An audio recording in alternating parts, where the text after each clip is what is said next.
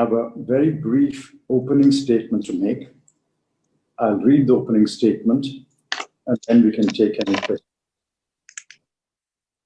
Today is April the 29th. Tomorrow is the last working day of the month. More than 12 crore people of India are waiting with bated breath. They want to know if they will be paid their salaries, wages for the month of April. There is palpable tension and rising uncertainty among the working people of India and their families. According to the annual report of the Ministry of MSME, 11 crore people are engaged in 6.3 crore MSMEs.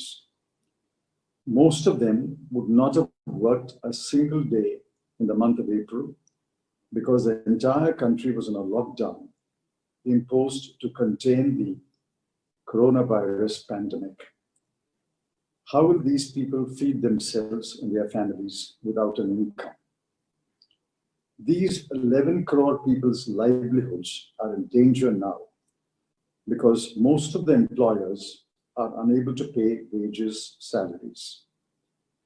The businesses have had no sales this month, that is March, and their payments to their vendors are also stuck, leaving the vendors also in distress. Large swathes of the private sector are faced with what economists call an extreme liquidity shock. Furthermore, these businesses are also unsure about their future. They do not know whether they can continue their businesses or will be forced to shut down permanently. The time to make bold decisions to save the MSMEs is now. I repeat, now. If businesses do not see hope, they will decide to close. The government of India has to step in today to protect 11 crore Indians and give hope to MSMEs. It is bewildering that there has been absolutely no financial package or assistance announced for businesses since the onset of COVID-19. The government may have the luxury of time, but the MSMEs do not. They need to know right away whether they will be helped to stay afloat and thereby pay salaries, wages to those dependent on these businesses. The Congress party has submitted a proposal with specific, well thought out and concrete suggestions to help the 6.3 crore MSMEs. We urge the Prime Minister to look at that proposal and immediately announce the implementation of two specific recommendations. One, a rupee 1 lakh crore wage protection assistance to help MSMEs pay wages and salaries for the month of April. Two, rupees 1 lakh crore credit guarantee fund for MSMEs that will help them to go to the banks and borrow money. Further, for the non-MSMEs, we urge the government to announce a paycheck protection program. Let me repeat that. A paycheck protection program, similar to the one announced in the United States. This is not a legislation, but a financial assistance package. According to the Income Tax Department, there are roughly 1 crore people with a salary income of less than rupees 3.5 lakhs a year, or rupees 30,000 a month. Assuming an average salary of rupees 15,000 a month for these 1 crore people, the total cost comes to rupees 15,000 crore for the month of April. This is not a large sum to protect the livelihoods of 1 crore people who have filed tax returns and paid taxes in the past and can easily be found. The government must announce a paycheck protection program right away to protect the salaries of these 1 crore employees. The Congress party also suggests waiver of employers' contribution to the Employees Provident Fund, EPF, and Employee State Insurance, ESI, on a temporary basis for the next 3 months. This will assist in reducing the payroll costs of employees, employers, and retaining the workforce. Time is of the essence. In the absence of a clear signal of assistance from the government during these extremely difficult times, the private sector will be forced to resort to large-scale retrenchments and layoffs, which will devastate livelihoods of hundreds of millions of people. We urge the Prime Minister to step in urgently and announce an assistance package to protect the wages and salaries and paychecks that are due in the next few days. Now, I'm open to answering some questions. Thank you, sir. We'll begin with friends who have logged in from outside. I can see them parked in the car. Siddharth from ANI, please come in. Good afternoon, sir. This is Siddharth from ANI, sir. Sir, yesterday, former Congress President Rahul Gandhi raised an issue of the 50 willful defaulters.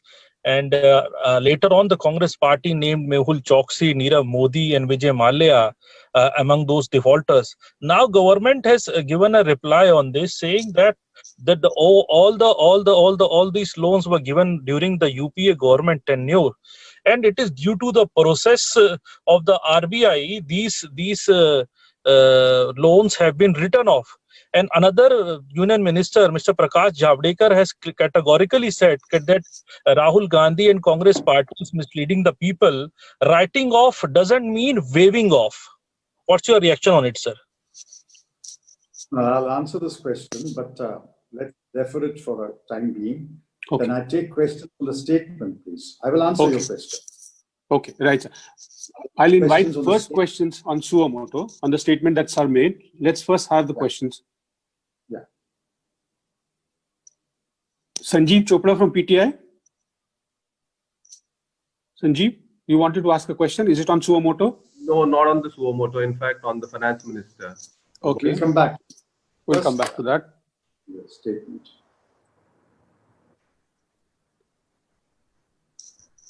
Sunil, Here is a suo motu question from Sandeep.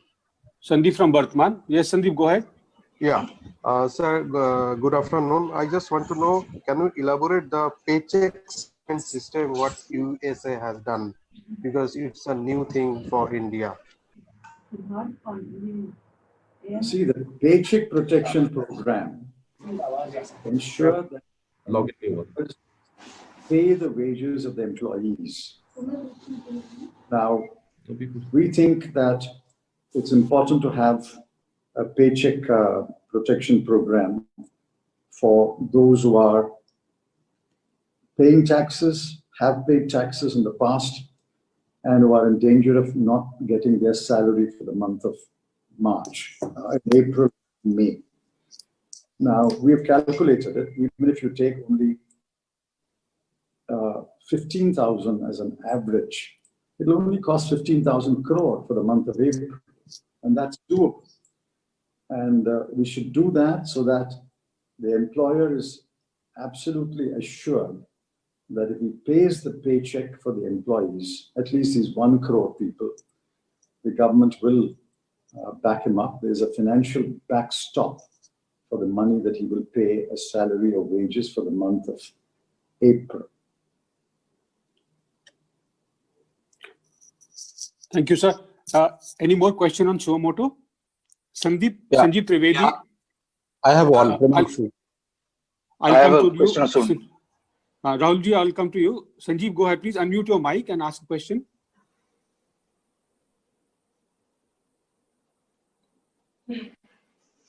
Go ahead. Mr. Chidambaram, I have a question. You, in the Congress party, your 11-member committee had a meeting and you formulated the suggestions to the government, which has been submitted to the government, I suppose. Then Mrs. Sonia Gandhi also wrote a letter about the MSME to the government. Now you are also addressing a press conference on the MSME. The government says that we already are doing something and you are actually trying to fish for credits because that is in the pipeline. So do you think that there is a misplaced priority of the government that they have not come up with a MSME program as yet? Or is it that you are just trying to force it because the government is actually late in coming out with the proposals for that? What has the government done? The last time I heard the finance minister was on March 25, when she announced that so-called 1.7 lakh crore package, which is really worth only 1 lakh crore, and the cash outgo was only 60,000 crore. Be that as it may, she promised a financial plan for businesses. We're not talking only about MSMEs. My statement talks about MSMEs and non-MSMEs, which is business as a whole. For the last 37 days, they have not announced the second part of the plan. FAP2 has not been announced. It's the business of the opposition to point to the government its failure to keep its promise, and to pressure the government to act. What is there to take credit here? We are in the opposition. It's our business to pressure the government to act. And if the government doesn't act for 37 days, and tomorrow is the last working day of this month, and salaries are due on the 1st of May or the 2nd of May, is it not our right to pressure the government to act? And if the government acts, well and good. If the government does not act, you will find me come back and pressure the government again. That's our responsibility and our duty. Okay, sir. We'll take the next question. Rahul Mishra, please come in on Suo Moto. Unmute your mic first.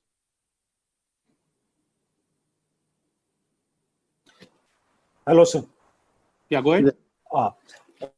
So, parallel to this paycheck protection program, there are a huge number of people here in India who were in transition or lost a job in last 6 months. They are not getting salary checks or any sort of remuneration. They are stuck in a really dire straight situation. Any consideration for them as well?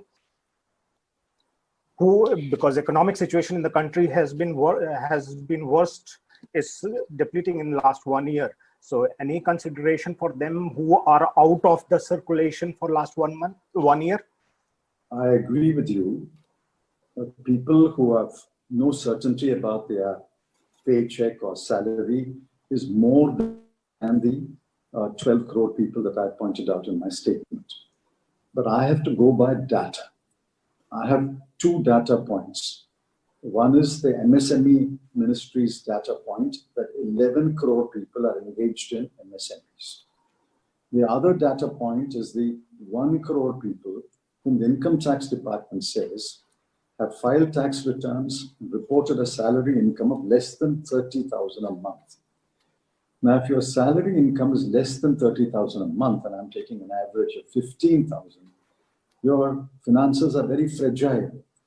So we are therefore focusing today on the 11 crore people engaged in MSMEs and the 1 crore people whose financial position is very fragile. But I entirely agree with you, there are more. It's a government who should identify who are the other vulnerable sections and come out with a plan. I'm focusing on these 2 because I'm basing it on government data. I agree with sir, may I please take the rejoinder as well, because yesterday there was a report of massive withdrawal from the provident funds, because these are the people who did not get their salaries in March or maybe February, who have right now no resort than to exhaust their provident fund. What's your take on that? You're absolutely right. See, when you run out of cash at home, you will first go to your bank and draw some cash. But you don't have enough cash in the bank, you'll have to go to your EPF, which means, people are being pushed to the brink. All these are pointers that people are being pushed to the brink, and yet the government doesn't act for 37 days. Okay, sir. Thank you. I'll go to Premanshu from Anand Bazar. Premanshu, please come in. Yeah, hello, sir. My question is that any amount of financial package for MSME or paycheck, what you have just said, that may further increase the fiscal deficit. Do you agree with the monetization of deficit? You see, I have said, and the Congress party has said, that we must borrow, and if it breaches the 3.5% of GDP which they have projected in the budget, so be it. It doesn't really matter. But what part of the fiscal deficit should be monetized is a decision that can be taken after we know the size of the fiscal deficit. Yesterday, for example, Dr. Arvind Subramanian, former CEA, said, yes, if necessary, we have to monetize. I can give you a whole list of very conservative economists and conservative central bankers who have said we have to breach the fiscal deficit limit of 3.5, we have to borrow, and if necessary, let me repeat that, if necessary, we have to monetize a part of that fiscal deficit. Dr. Rangarajan has said it, Dr. Raghuram Rajan has said it, Dr. Govind Rao has said it, and I think yesterday Dr. Arvind Subramanian has said it, Dr. Abhijit Banerjee has said it. So monetization of a fiscal deficit is not a no-go area, but what part should be monetized can be decided a little later. At the moment, you must be prepared to borrow and spend. Okay, so we'll go to the next one. Sunil Prabhu from NTV. Sunil, come in, please.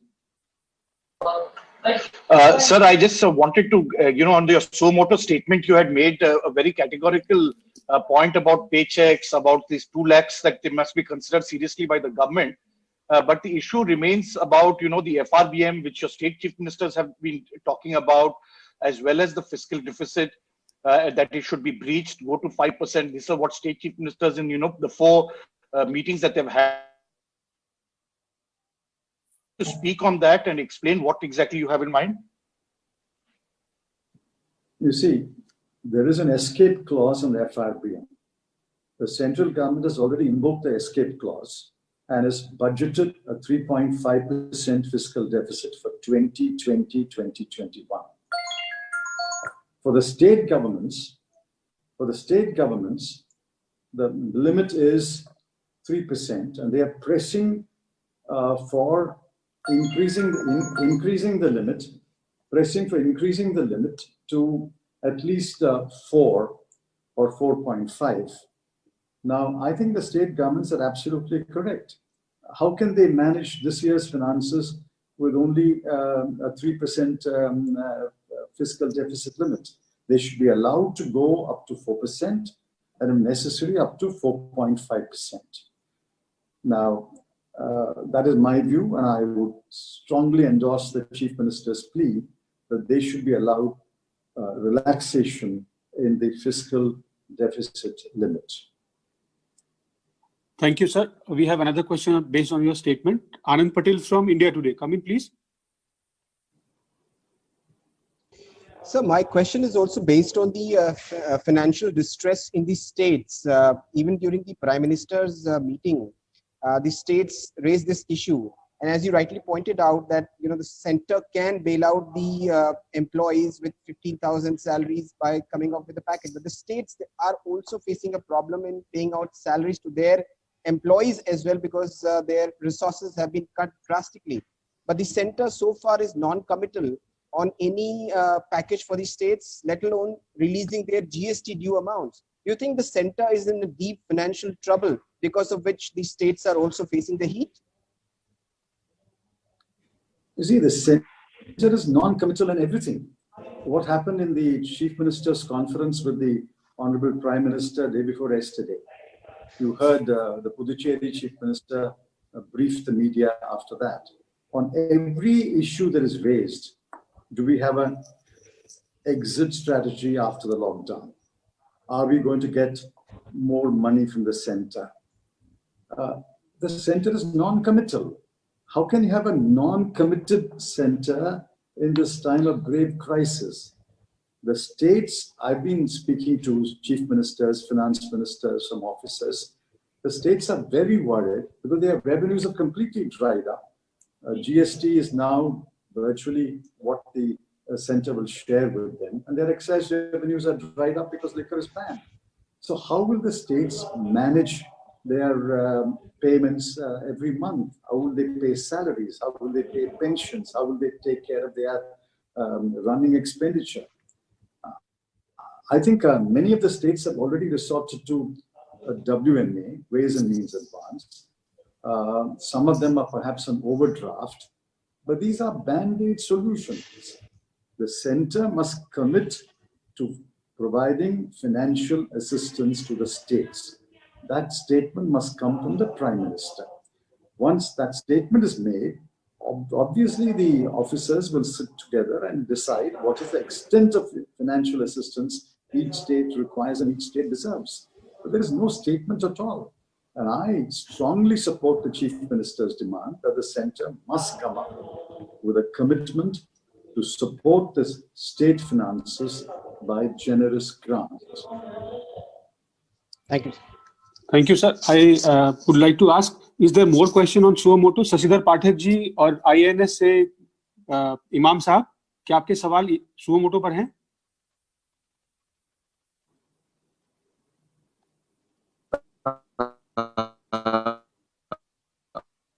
आवाज नहीं आ रही. Can I ask? हमारी मेरी आवाज? Good morning, Mr. Chidambaram. Hello. Hello. हाँ, ये शशिधर जी रुक जाइए, इमाम बोल रहे हैं, उसके बाद आपको बुलाते हैं. इमाम.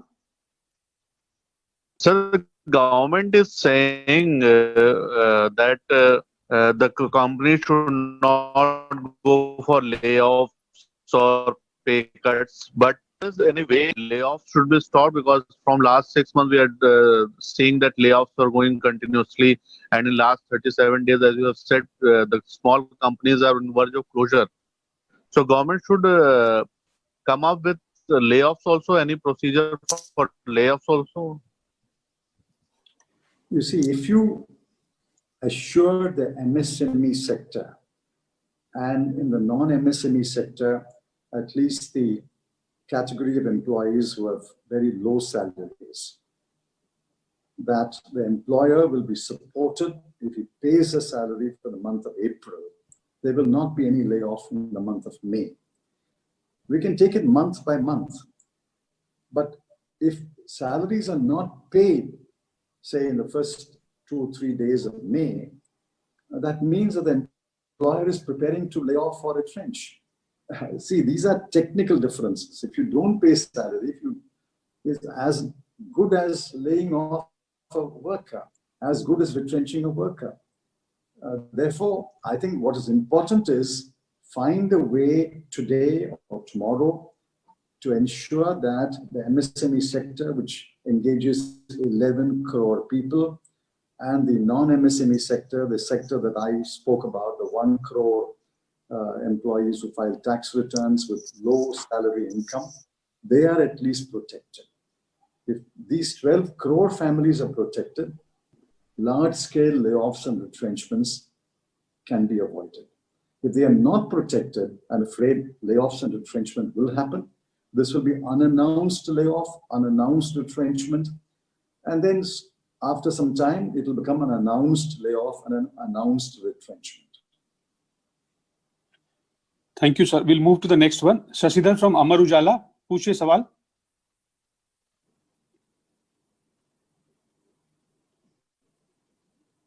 गवर्नमेंट ने उपाय किए वो किए हैं. आपको क्या लग रहा है कि 1, 2, 3 में 1, 2, 3 और 4 पॉइंट्स में गवर्नमेंट को अभी इमीडिएट कौन-कौन से स्टेप उठाने चाहिए, खास करके फाइनेंशियल सेक्टर के लिहाज से? Sir. Well, I've understood the question. He wants me to say what should the government do 1, 2, 3, right? Right, sir. Yeah, right, sir. We have said it in a series of statements. Today's statement is confined only to the employees. But there are other things that the government should do. One, they should prepare an exit strategy out of the lockdown. Number two, they should immediately find a way to the issue of migrant workers. They want to go home. They do not want to remain in shelter homes or quarantines or camps. The conditions are atrocious there. Number three, the center must promise financial assistance to the states. It must be a generous commitment that the states will be helped in these difficult times. Number four is what I have set out today. the April salary of 12 crore employees and their families, which are dependent on those salaries, must be protected by the 3 steps that we have announced, namely a wage protection assistance, a credit guarantee fund, and a paycheck protection program. These will be 1, 2, 3, 4. But there are many other issues. But since you asked me to prioritize them, I've said 1, 2, 3, 4. On the economic side, on the medical and health side, of course, there are a number of other issues, but I'm not dealing with them today. Sir. Thank you, sir. If you allow, sir, we'll open the floor to the other questions, sir. Yeah. Okay, we'll begin with Siddharth, the first question that he asked. Sir. Siddharth, can you repeat the question? Okay, sir. So my question was that yesterday, Mr. Rahul Gandhi alleged that there are list of the willful defaulters, including the Nirav Modi and Mehul Choksi and Vijay Mallya. Government has responded to that. Finance Minister has said that these type of loans were given during UPA, and now they have been waived off. They have been write off by the procedure of the RBI. And Union Minister Prakash Javadekar has categorically said that writing off doesn't mean the waiving off. The Congress party is confusing, is creating confusion on the issue. All right. I've understood your question. There are 2 questions. Firstly, I asked in Parliament to government to say, when were the loans given? I said, break it up into 3 periods. Loans given prior to 2004 in the Vajpayee ji's regime, loans given between 2004 and 2014, and loans given after 2014. Your NPA must be broken up into 3 parts. There's no answer so far. I asked this in Parliament. There's no answer so far. Why don't they break up the NPAs into pre-2004, 2004 to 2014, and post-2014? That will give us an idea when the loans were given and which loans have become NPA. You hide that information. You refuse to answer the question. You don't give the breakup, and you keep on throwing these accusations. All these loans were given during the UPA regime. Is the government seriously suggesting that no loans were given after 2014? Or that all the loans given after 2014 are performing loans? I mean, what do they take the people of India for? We may be stupid, we're not so stupid. Loans have been given after 2014. Loans were given prior to 2004 also. Give the breakup. That's answer to question number 1. Question number 2, yes, we understand the technical rules of the RBI. The point is not that. There are defaulters, there are willful defaulters. There are willful defaulters who are staying back in India, facing inquiries and trying their best to pay back. And there are willful defaulters who have fled India and have been declared fugitives. Your RBI rule can apply maybe to the first, second, and third categories. After 4 years, if full provisioning is made, you can technically write off the loan. That you can do for defaulters, willful defaulters, and willful defaulters who are staying back and trying to face an inquiry. But why do you apply that rule to a willful defaulter who has fled India and your government has declared him a fugitive? That's the question.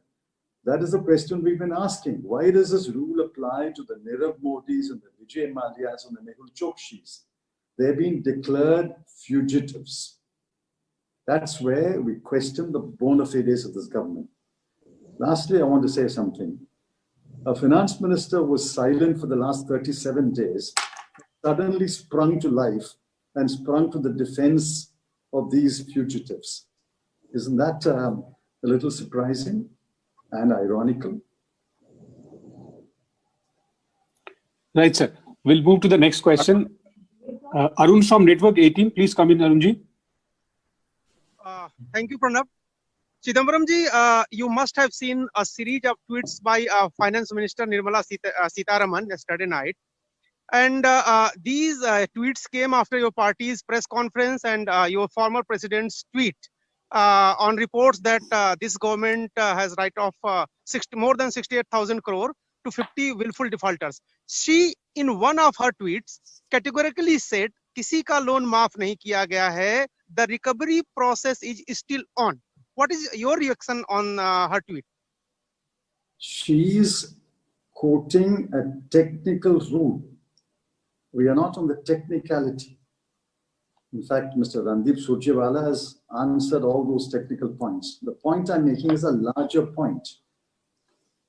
Assuming there is a technical rule, why apply it to the cases of Nirav Modi, Mehul Chokshi, Vijay Mallya, who are declared fugitives and absconders?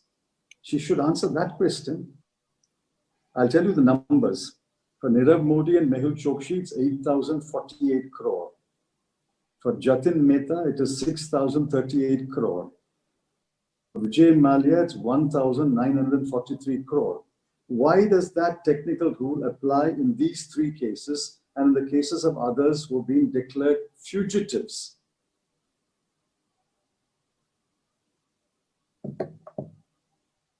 Thank you. Right, sir. Thank you. We'll go to the next question. Sanjeev Chopra from PTI. Sanjeev, please come in. Yeah. Thank you, Pranavji. Good morning, Mr. Chidambaram. Yes. Yeah, I just wanted to know, since a lot of hue and cry over the RBI list of top 50 loan defaulters. So, since the government is saying that they are only technically written off, and are they recoverable at all at this stage, since the RBI said they're only technically written off? So are they recoverable or not? And secondly, on the government's criticism that the Congress is misleading the people because around 1.45 lakh crore worth of such loans were also written off between 2009 and 2014 by the UPA government. I'm not saying there is no technical rule. Why does she take shelter behind the technical rule? The point I'm asking is, why do you apply the technical rule to somebody who's been declared a fugitive, who's left the country stealthily, and you are trying to get him back? That is the question that I'm asking.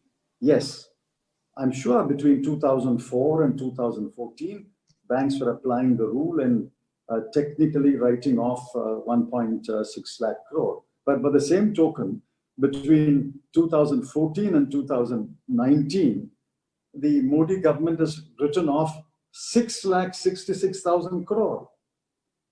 So when you mention 1.6 lakh crore, should not the finance minister also mention the 6,66,000 crore rupees that her government has written off between 2014 and 2019? Are they recoverable? I don't know. They may be recoverable if there are assets in India or worldwide. Those are questions which the government must answer. But the more fundamental question is, when Mr. Rahul Gandhi asked the names in Parliament, the finance minister refused to disclose the name. Thank God the RBI has disclosed the names. That is point one. Point two, she should still answer, why is this rule being applied to fugitives? Let me repeat that. This rule can be applied to other categories of defaulters, but why is it being applied to fugitives? Thank you, sir. We'll move to the next question. Raman from News 24, please come in. धन्यवाद प्रणब जी. Sir, कल रात में yesterday night Nirmala Sitharaman tweeted and today Prakash Javadekar tweeted. An interesting part of Prakash Javadekkar's tweet, Rahul Gandhi should take tuition from P. Chidambaram on the difference between write-off and waive-off. Narendra Modi government has not waived off any loan. What is differences between write-off and waive-off according to Prakash Javadekar? You see, I'm now taking tuition from the finance minister and the HRD minister. I don't mind. I'm not holding a tuition class. Let me tell you, this information. There is a rule which says if full provisioning is made, you can do a technical write-off, but still the loan can be recovered through legal means. One is not denying that there's such a rule. There is such a rule. But that rule will apply to a normal defaulter whose business has failed. That rule will apply even to a willful defaulter who has, say, hidden his income or hidden his assets. It may even apply to a willful defaulter who has committed a crime but remains in India, faces an inquiry by the income tax department, by the banks, by the CBI or whatever. But the point we are asking is, these are fugitives. They have fled India. Under your nose, they left India. You have declared them fugitives and absconders. Why are you applying this rule to the Nirav Modis, Mehul Chokshis, and Vijay Mallya's? That is the question they should answer. Am I clear? That is the question they should answer. Yes, sir. Yes. Thank you. Right, sir. Thank you. We'll move to the next one. Yeah, Sandeep Phukan, please come in. Yeah, sir, in your statement, you've listed out many of the things, including a paycheck protection, waiving off of employers' liability to pay provident fund and so on. But if you look at the steps so far that the government has taken, they are more like, cutting down, freezing the dearness allowance, cutting down salaries of ministers and members of parliament. It seems to me that the government is actually worried about its own revenue estimates. The budget that they got passed just last month probably will have to be completely reworked. So do you think that the center even has that kind of wherewithal or fiscal bandwidth to give these kind of dole-outs to states or others? See, every step that the government has taken, like cutting interest rates on small savings instruments, on PPF, on cutting DNS allowance or suspending DNS allowance and DNS relief. Firstly, are band-aid solutions. And secondly, they hurt the middle class. They hurt the middle class, which is hardworking and paying taxes. These are extraordinary times. Extraordinary times require extraordinary remedies, extraordinary solutions. Just look back to 2008 in the international financial crisis. If the central banks of the world had followed these conventional rules, the economy of the world would have collapsed. They took what are called unconventional measures. That is what we are pleading. Not only I, but many eminent economists who understand economics far more than any of us does, are pleading that you must do whatever it takes to help the poor, the vulnerable, the neglected, at the same time protect the economy from a complete collapse. Which is why we are saying, yes, your revenues will take a hit, but so will your expenditure also take a hit. For example, you have provided 45,000 crore for BSNL and MTNL revival. That won't be spent this year. Your Central Vista, whatever you have provided, if you cut back, that can't be spent this year. On your bullet train, if you hold back the expenditure, that won't be spent this year. There are ways of cutting expenditure also. But despite that, the revenues will take a hit, the expenditure will take a hit, yet the fiscal deficit will cross 3.5%. You heard the governor RBI say yesterday, whatever we do, the fiscal deficit is going to cross 3.5%. So be it. Let it cross 3.5. Let it go to 4.5. Let it go to 5, which means you'll have to borrow more. So borrow more. That's what everybody in the world is doing. That's what everybody is advocating for India. Borrow more. And if necessary, a part of the fiscal deficit can be monetized later. I think most central banks are open to that idea, and I'm sure RBI will be open to that idea too. Instead of looking at unconventional measures, extraordinary measures for extraordinarily difficult times, the government is indulging in band-aid solutions which are not helping the economy at all. Sir, a few of our friends are watching this press conference on YouTube. They have sent in the question. I'll take them to you. Sagar from Deccan Herald asks, why criticize PM CARE when several chief ministers have also set up separate COVID-19 relief funds? We are not criticizing a prime minister's fund. All that we are saying is there's already a prime minister's fund, isn't it? Prime minister's disaster relief fund or something. There's already a fund. If there is already a fund under a set of trustees and rules and regulations, why create another fund?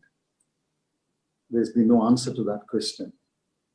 And I'm told that the rules and regulations of the new fund, the PM CARES fund, are very, very different from the rules and regulations of the old fund. So why create a new fund? Right, sir. The next question is from Hindu Business Line. Jigis asks, state finance ministers of opposition rule states fear that the center may announce a physical emergency and it will further weaken the states. How do you see this? Well, I think even to utter those words at this point of time may be inappropriate. I don't want to use the phrase financial emergency. I hope we are not pushed into that. If the government acts promptly, if the government acts wisely, and if the government acts boldly by taking into account the advice of eminent economists, I think we can avoid a financial emergency. We should do everything to avoid a financial emergency, because a financial emergency will mean that whatever little financial powers are there with the state governments are taken away. He follows it up with another question, sir. What should be done to revitalize agrarian economy? How do you look at the suggestions such as reorganizing rural and agriculture sector by forming producing cooperatives? No, those are ideas which are already on the table. Producer cooperatives are already there. That's a much larger question, much beyond the scope of this press conference. We have Dr. Ashok Gulati, Dr. Himanshu, and many others spell out measures for revitalizing the agricultural economy. Those can be done. At the moment, the immediate thing is procurement of the Rabi crop and paving the way for the sowing of the Kharif crop. These two are attended to. I think much of the agricultural economy will be protected. So procure every kilo of grain that is offered by farmers and pave the way for the Kharif crop by allowing plowing, sowing, make sure that fertilizers, seeds are available and labor is available and labor is paid. If these two things are done between now and say October, much of the agricultural economy will be protected. The next question is from the Tribune. Aditi wants to ask, sir. She in fact quotes you. You are asking why the government should apply the technical right of rule to absconders. She gets that point, and then she asks, I want to ask you why these three people, Mehul Choksi, Nirav Modi, and Vijay Mallya, are the fugitives even today if their liabilities have been written off by the government. Doesn't the fact that they remain fugitives mean that their loans are recoverable like those of the other willful defaulters? Well, I don't know whether they're recoverable or not. Whether they are recoverable will depend upon their assets. Assets which are in India and elsewhere, which can be attached, and once the government has banks have a decree in their favor, they can recover. Those are numbers which are not available with me.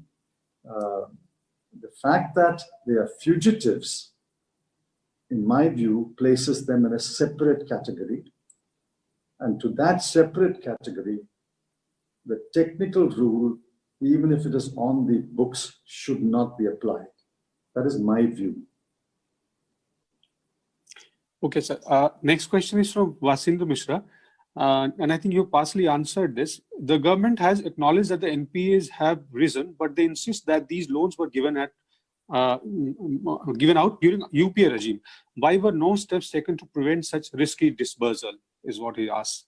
Answer the question. They don't give the pickup between pre-2004, between 2004 and 2014, and post-2014. Let them give the breakup. The picture will become very clear. We had, for example, when the Yes Bank collapse took place, we had given the numbers. The entire loan portfolio went up 4 times after 2014. So how did Yes Bank give the loans after 2014? And even in that case of Yes Bank, will you blame the UPA? Those numbers were put out by me. They are in the public domain. Please look at those numbers. The outstanding loan book went up 4 times after 2014 in the case of Yes Bank. Right, sir. We'll open the floor once again to see if there are more questions. Vineet ji, Sanjeev, you've asked once. और लोगों को भी पूछने दीजिए जिन्होंने अब तक नहीं पूछा है. Vineet ji, you can assist me. नहीं, मुझे लगता है कोई क्वेश्चन नहीं है. Everybody has asked, no? आप कोई क्वेश्चन नहीं है. संजीव, आइए पूछे. हाँ, संजीव को पूछा है. There is a legal. Go. Mr. Chidamma, I was just wondering whether there is a legal position which says that all those who are fugitives, they cannot be the beneficiary of the provision of waiving off. And if there is no legal provision, do you think that very consciously the government actually chose these 3, 4 people who are termed fugitives by you and by the courts, and they actually were given the benefit of the standing law that we have? See, a loan is a loan is a loan.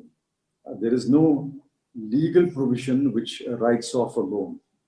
These are rules, regulations made by the RBI. They have to be applied using common sense. The RBI has made a rule which says if the full provisioning has been made for 4 years, you can do a technical write-off, but the loan will still remain recoverable on the books of the bank. We all understand that.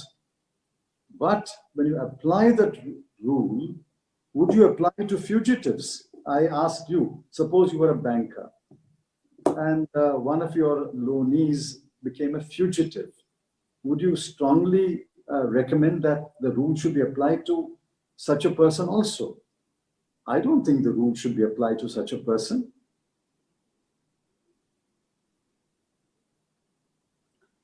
Thank you, sir. We'll go to that last question. Rahul Mishra ji, yeah, come in. Unmute kar le. Go ahead. You muted yourself again. Yes, sir.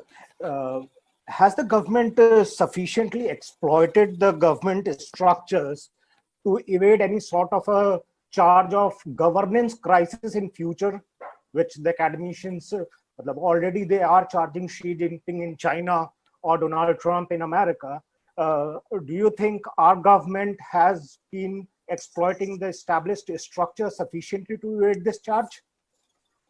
No, I don't understand the question. What governance structures? Governance crisis, the established structure, how a democracy works in a time of a pandemic like this, have they taken on board all the structures, established structures? Because say we have more than 4,000 MLAs across India, of which just 1,300 plus MLAs are with BJP, 800 plus MLAs are with Congress, and look at the non-government MLAs that are not affiliated with the government ruling combination, that number is far more than, they do not have even a 1/3 majority count of MLAs. So do you think Congress has taken are exploiting this established structure to the extent in finding in pandemic, so that it do not get charged that there was crisis when.